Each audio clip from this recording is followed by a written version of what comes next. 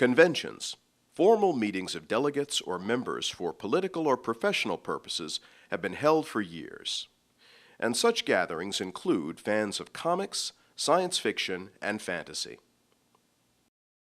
The precise date of the initial organized gathering remains a subject of dispute. In the late 1930s, there were meetings of fans in both Great Britain and the northeastern United States. However, fans of the science fiction genre are generally credited with being the first to hold an actual convention. By 1939, U.S. fans were well organized enough to hold the first World Science Fiction Convention. This first WorldCon, as these conventions would come to be known, was held in New York City at the same time as the 1939 World's Fair. WorldCon was a success that developed into an annual event. Although most WorldCons have taken place in the United States, the convention has also been held in numerous other countries, including Australia, Japan, France, Scotland, England, and Germany. Today, from San Diego to New York, and everywhere in between, fans line up for conventions. Whether you're talking large shows with over 100,000 attendees or something a bit more intimate, fans of all sorts attend conventions of all kinds in the U.S. and around the world annually. There are conventions for virtually every genre and level of interest, from horror to anime, science fiction, and comic books. So, who puts these things on, and why? And what happens there? Let's talk to some of the people who organize the events.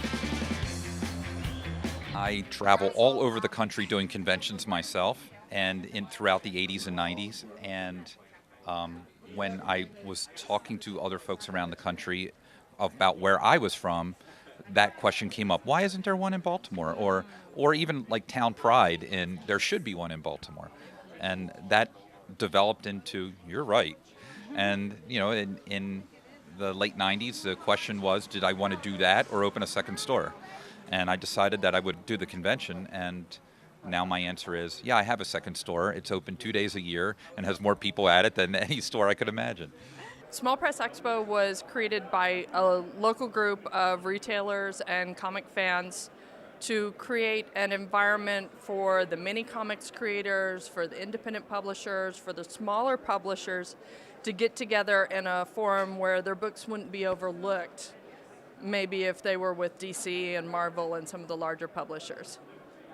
Now, I understand that the prestigious Ignatz Awards is part of the SPX. Yes, the Ignatz Awards is the only festival comics prize in the United States.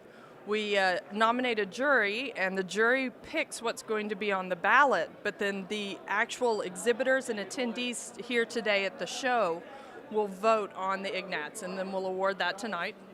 And since it is named after Ignatz and Crazy Cat, the trophy's a brick.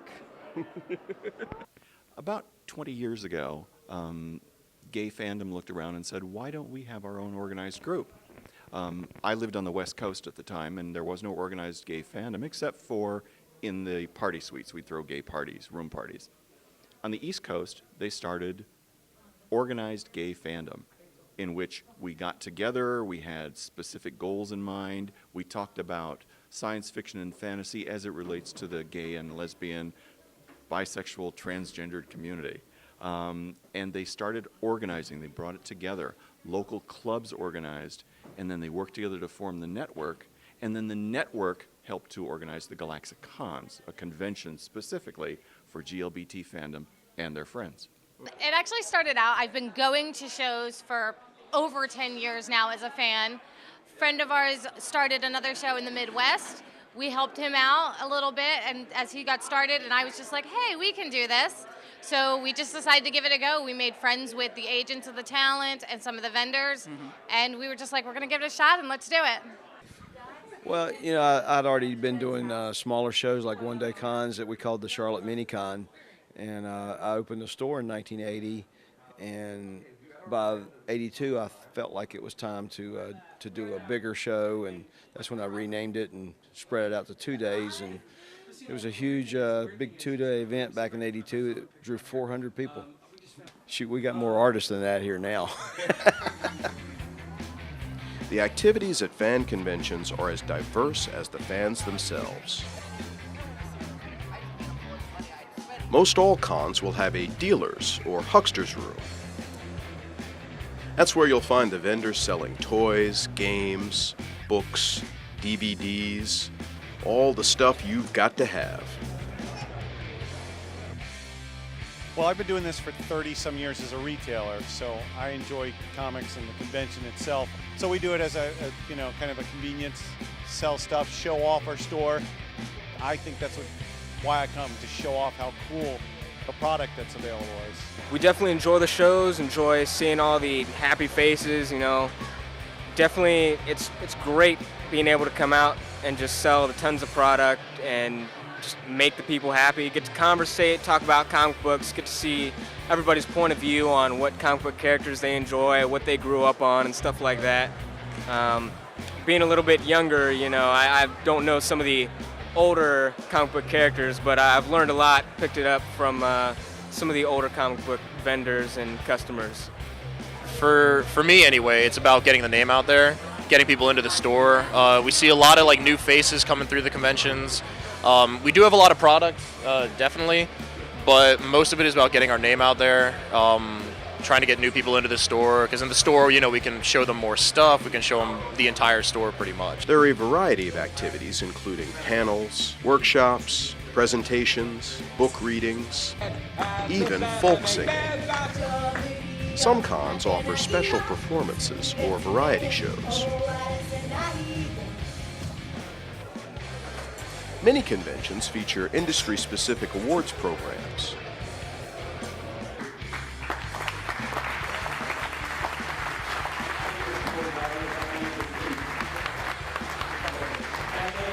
Comic conventions will generally have an artist's alley where fans can meet, interact with, and even commission drawings from their favorite professionals.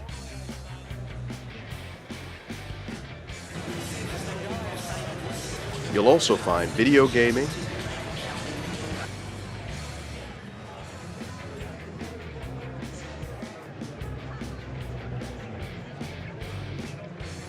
table gaming,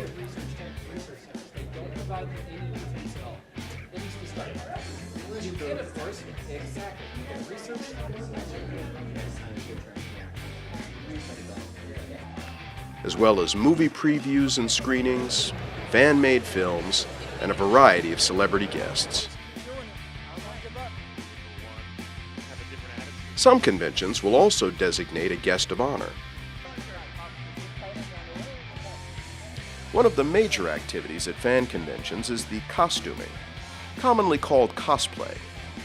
Cosplay has developed into a robust fan activity. The very first cosplayers were Forrest J. Ackerman and his friend Myrtle R. Douglas at the 1939 World Science Fiction Convention. Ackerman and Douglas wore costumes inspired by the 1936 film Things to Come. The costumes were generally attributed with having given the overall serious convention a fanciful, imaginary quality. The following year, a dozen of the approximately 200 attendees came to Worldcon in costume. Today, most conventions feature costume contests with categories for all age groups. Contestants have the opportunity to show off their work before an audience and are judged by a panel of experts. Prizes are awarded for creativity and ingenuity in fabricating the garb of their favorite characters.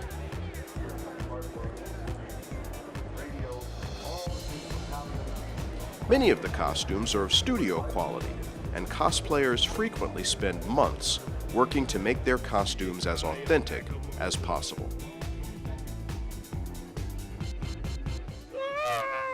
You know what? I've actually only been doing this for about a year formally.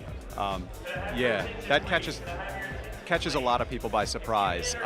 I've always made my own costumes for Halloween, things like that, but I'd never gone to a con in a costume until last year. My son and I decided we wanted to do a really killer Batman and Robin costume, and we jumped in pretty much full bore, and you're looking at one of the end results of that right now. So, yeah. So is Batman your favorite character? Batman is my favorite character. It's probably a toss-up between Batman and Superman. I'm just not quite physically ready yet to try Superman. How many Batman costumes do you have? Probably, if you ask my wife, way too many. I probably have 4 complete ones right now. The Neil Adams style that I'm wearing. I do a Gotham by Gaslight. I do the new 52 version, and I have a Hush version that's complete. So those are my complete costumes right now. Why do you do it? You know what? It's a creative outlet for me. Is probably the primary reason. I mean, I love making some of the pieces that I make. I don't make everything that I'm wearing. You know, the cowl and the belt and the boots are made by somebody else, but I do the cape and the gloves, and I modify some things. So it's a creative outlet, and I love comics, and it's just kind of a cool tribute. And maybe I've always been probably a little bit of a show off and theatrical. So yeah, I like walking around in a costume too. It's fun, you know. This is the Psylocke from Uncanny X-Force. It's past the Dark Angel saga. All right. So I'm assuming this isn't the only costume that you do. What other characters do you cosplay? Well, just for New York Comic Con, Monday I did Thursday I did Elektra. Friday I did Juri Han from Street Fighter. Saturday I did Black Bat from Batman Inc. And then today is Psylocke. But I also do Lady Deadpool, and a couple other things, some anime stuff. Well, I tell you, the detail is incredible. I noticed you've even got purple contact lenses in. That was the easy part, yeah. So why do you cosplay? I think it's really fun. I'm not one of those people that's like really looking for attention. I like making the costumes. I like to feel the pride of having my craftsmanship out there and people appreciating it. And I don't know, I just think it's fun. I really like the character, and I really get into costume, and I really feel the character. That's why I like it. Right. And you make costumes for others as well, don't you? It's just I make costume for me and my boyfriend. He's the Deadpool over there. We're together. We are JK Cosplay, but I don't do commissions or anything like that. It's just for us. Is there anything that you've got in the back of your mind that you would like to cosplay at some point in the future? Like one of my dreams. I don't think I have the skill right now, but something I'd really like to do in the future is Lady Deathstrike, the new version. But the armor plating and stuff, I don't think I can do it justice right now. But I'm working up towards it. I've been cosplaying about 4 years now. It all started right here in Baltimore in 2008. Why do you do it? It's just a lot of fun. Growing up, I was really into theater. I did it in high school and in college. And once I got into graduate school, I just needed a creative outlet. And when I first came in 2008 with a friend, I just saw so many other people doing it, doing these characters, bringing them to life, and just the creative thought that went into the costumes, the performances. It's what I've been wanting to do for a while, and it's been a fantastic hobby to do. It's just a lot of fun. Now, today you happen to be the Winter Soldier. I have previously seen you mainly cosplaying the Joker. I know you also do the Red Skull. How many costumes do you do? I've recently expanded the repertoire. So, as you know, I do the Joker and Red Skull. I also do Black Mask from the Batman stories. I also have Phantom X from X-Force, Winter Soldier, Casual Tony Stark, both the Black Sabbath shirt from the Avenger film and a suit and tie version. And I also recently did a Green Lantern version for the new 52 lineup. You see some cosplayers and they are really taking it all the way. They change costumes several times a day. Now, when I saw you earlier, you were Winter Soldier. So I take it, at least this con, you're not changing up that quickly. No, not for this one. This is a brand new costume that I did. I debuted it for the first time Sunday at Dragon Con this past weekend for the larger Marvel shoot. That's one of the conventions that you do make a lot of changes because there are different shoots that you want to participate in. For this one, it's a nice casual one. It's comfortable. I can walk around in it, and I want to get as much mileage of it as I can for right now. We're here at the Baltimore Comic Con with a deadly Dalek from the Doctor Who TV series. And I'm in danger of being destroyed. How's that for alliteration? No, I'm just kidding. Actually, this is Justine in here. Justine has just won the women's category in the Baltimore Comic Con costume contest. Thank you so much for being with us, Justine. Thank you for having me. This costume is absolutely fabulous. I look at this and I'm just beside myself because I'm a longtime costumer in addition to being a crazy comic book geek. So you must be a huge Doctor Who fan. I consider myself to be a Whovian, yes. Well, I should hope so with all this. Who's your favorite Doctor? I have to say Matt. Matt's my favorite Doctor, number 11. Gotcha. So how long did it take you to make the costume? About 10 months. And what is it made of? It's a mixture of wood, fiberglass, and plastic. Well, I tell you what, this is one of the most intricate costumes that I've ever seen, particularly in this show, and I don't see many Daleks. You know, it's almost like Doctor Who is an afterthought at some of these shows. You know? To be that way. Well, thank you so much, and congratulations on your big win. Thank you very much. Approach, or you will be exterminated.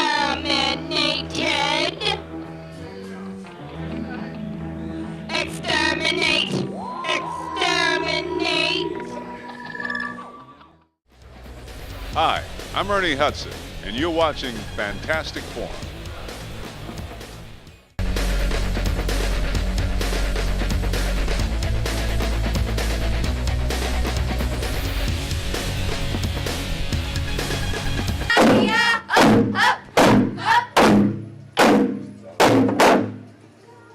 Welcome back to this Fantastic Forum special episode on fan conventions.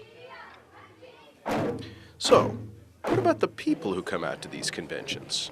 Who are they? We spoke with some convention goers, and here is what they had to say. I love comics and I'm looking for Mr. J. If you see him, tell him I love him. Come back to me. Found a girl with some awesome ink over here. Look at this girl.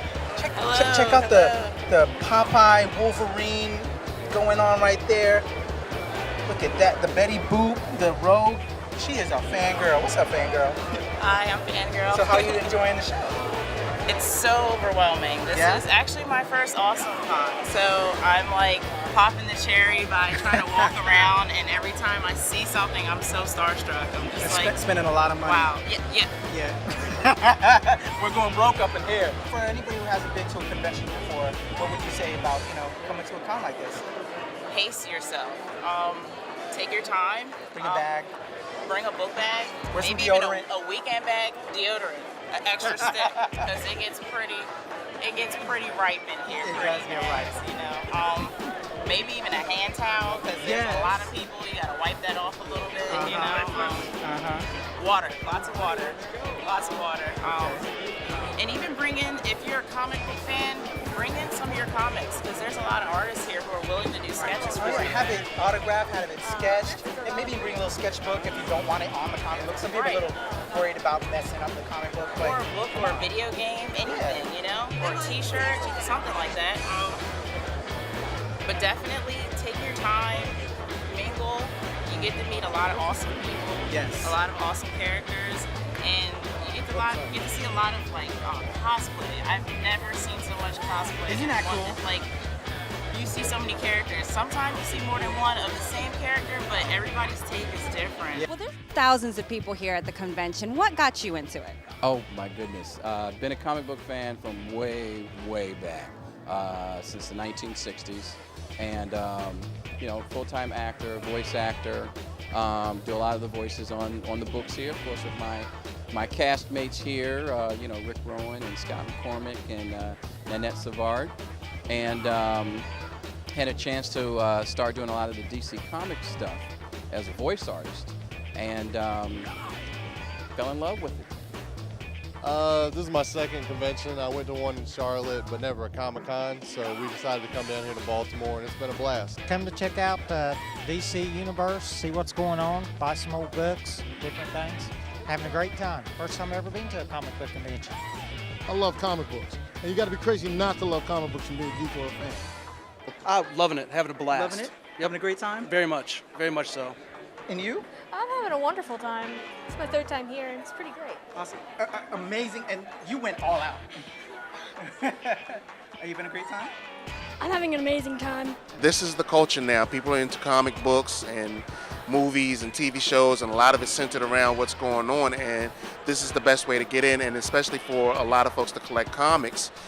It's a great way to meet artists and writers of your favorite books, get stuff signed, check out the panels and find out what's going on that's new. It's the way to go now. It's a lot bigger than what it used to be years ago. Years ago, cons were held in like small hotel rooms and conference rooms and gyms, and nobody ever thought about it, but now it's business.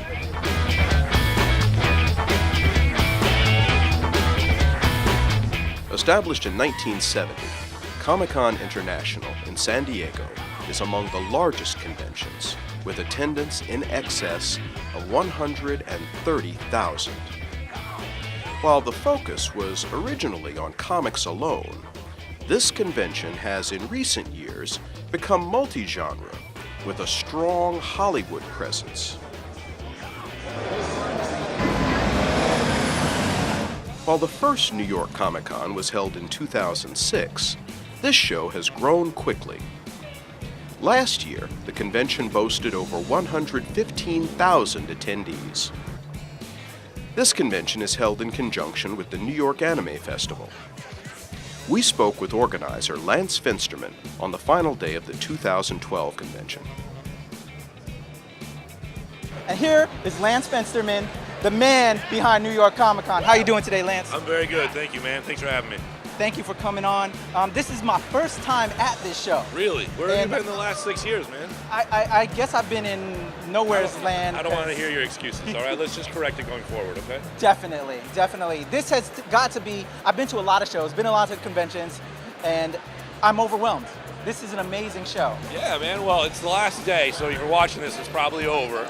But that's all right. We do it every year. Next year. Yeah, so always in October. 7th year of New York Comic Con. We started in 2006. About 25,000 people showed up. This year, there's a lot of people. There's a lot of people. About 115,000 total. Yeah, it was an amazing. Yesterday, I was like, wow. A little cramped. A little cramped, but from what you see here, you have a lot to see. Well, it's essentially a geek circus, right? We got like 7 or 8 rings. We got anime, we got video games, we got toys, we got comics, we have graphic novels, film, TV, whatever your thing is, man, we got it for you. And you said it, there's some cool exclusives. I just went and grabbed my Lego New York Comic Con exclusive, which is awesome.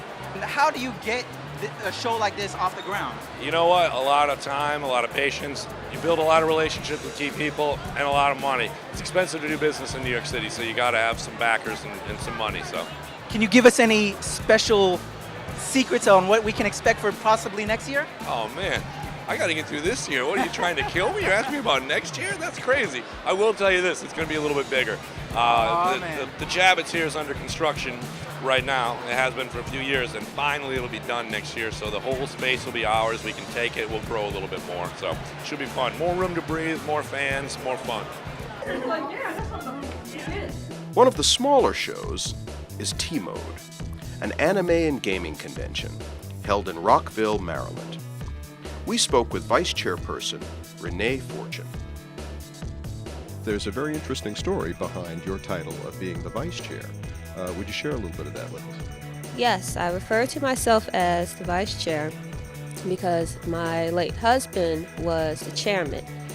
He started the convention back in 2007, and I was helping him behind the scenes, doing the website, things like that. And he passed away in 2008. We've seemed to maintain about 300 people. I refer to us as like a fun-sized convention since we're smaller than most. What are some of the events that you've had at this show? We have an arcade provided by the Arcade Buffet. We've had LARP, live action role playing, provided by IMA.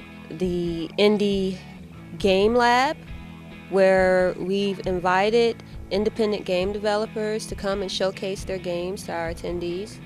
And we have a signature event that we call the T-Mode Matsuri.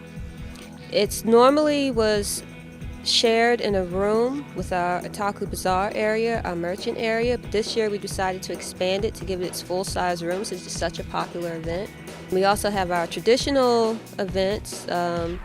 Instead of a masquerade, we have the cosplay variety show. We have our gamers lounge where people come and they can play console games and tournaments and win prizes. We also have a theater room and panels and workshops, tabletop gaming. It's a lot of variety for such a small event. But that's why we like to say small con, big fun. So there you have it. Although we've offered a peek into the world of geek culture, the reality is that new media has made comics, science fiction, and fantasy fandom more accessible to a mainstream audience than ever before. And fan conventions provide a wonderful gateway to introduce the uninitiated into this fun and exciting world. But we'll leave the final word for this episode to Marc Nathan, who tidily summed everything up. These events around the country, if they're well organized and well put together and well promoted, they are all exploding. The interest in what we're doing is growing to the point, and these events, and the only way to call it is an event in each city around the country, if it's well done, is getting to the point that they are growing to take over each city for that weekend. And ours, no exception. We are growing to the point that the city has noticed us. Join the Fantastic Forum fan community on Facebook and follow us on Twitter for all the latest news and updates.